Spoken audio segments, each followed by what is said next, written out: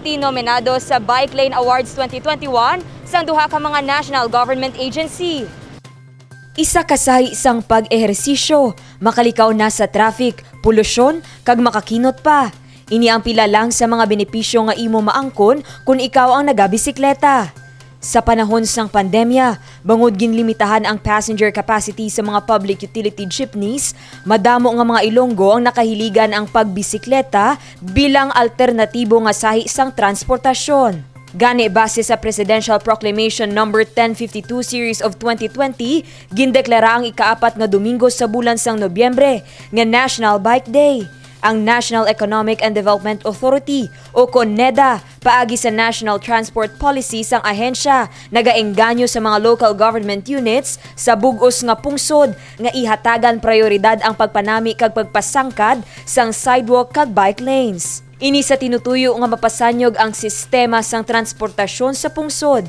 Gani isa sa mga nominado sa National Bike Day Bike Lane Awards 2021 ang Iloilo City, bagay nga ginkalipay ni Mayor Jerry Treñas. Among the bike lanes outside Metro Manila, Iloilo has the most advanced nga bike lanes, no?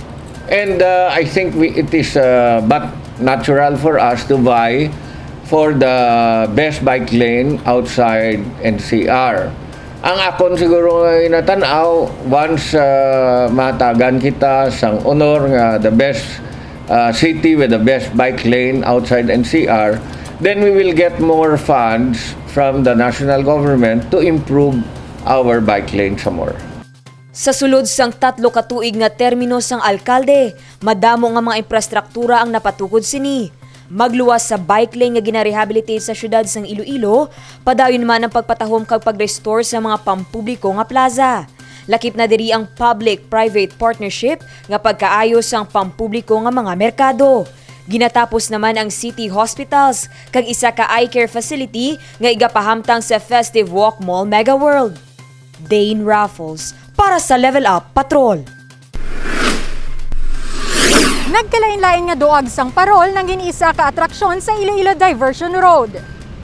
Nagailapit na ang bulan sang Disyembre, kag masami sa pagsugod sang Burr Month, nagaamat-amat ang iban sa pagtakod sa mga Christmas decoration. Gani makita naman sa syudad sang Iloilo, ilabi na sa Iloilo Diversion Road ang mga duag pula, dalag kag berde nga mga parol nga nakatakod sa mga street light. Ini nga proyekto ang inisyatibo sang pribado nga sektor sa syudad, bagay nga ginkalipay ni Mayor Jerry Treñas. Everyone is helping another, especially this project, because this project is private sector led. Ang fundo ni sila nagapangita, kag sila man ni nagapaubra sa mga parolta. I am very happy with this because I have always said that governance is a shared responsibility, and this is a clear example of private-public partnership. Para sa alkalde, ang korte bituon nga parol nagasimbolo sang paglaom nga malampuasan ang anuman nga pagpanghangkat nga ginaatubang sang syudad sini nga tion sang pandemya. Ang significance ni sang mga parolta amo ang aton nga hope, no? Pag-asa. Nga bisan nga ari kita subong sa pandemya, ang mga pumuluyo ta naga-ululupod, naga-binuligay, parang makalabot kita sang maayo man nga Pasko kabay pa.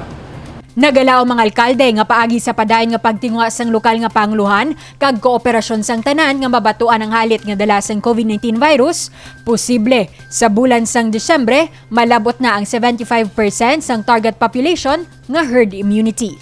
Divine Singh para sa Level Up Patrol.